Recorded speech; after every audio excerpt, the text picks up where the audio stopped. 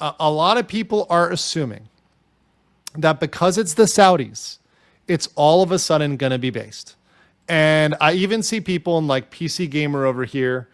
Here's this comment, and this is a kind of fun one, and I see people responding to this one.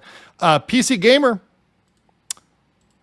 responding, former BioWare lead writer reads the runes on EA's Saudi deal and speculates that guns in football are in and gay stuff is out.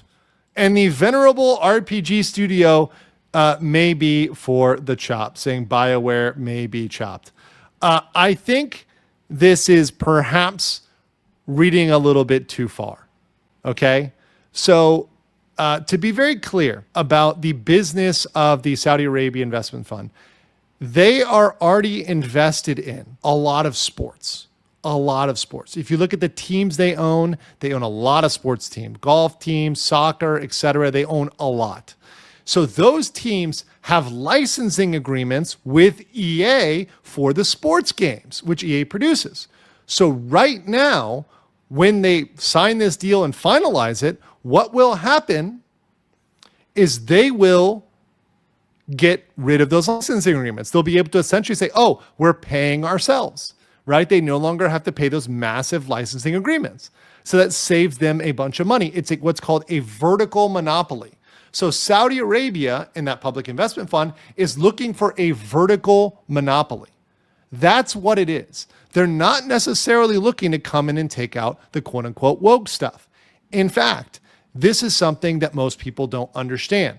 The banks, as part of their requirements, require for certain loans that are at 0% interest, so these very low interest or no interest loans, right? They require DEI and ESG for compliance. Let me say this again.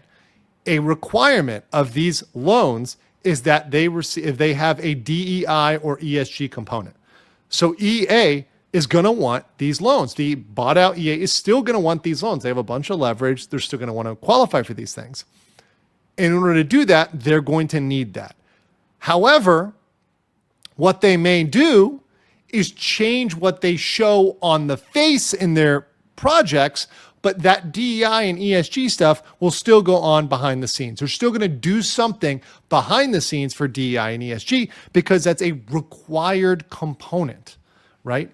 So it may be, you may think it's going to be quote unquote based on the front facing, and maybe there will be less public statements by staff, but on the back end, it's still going to be there.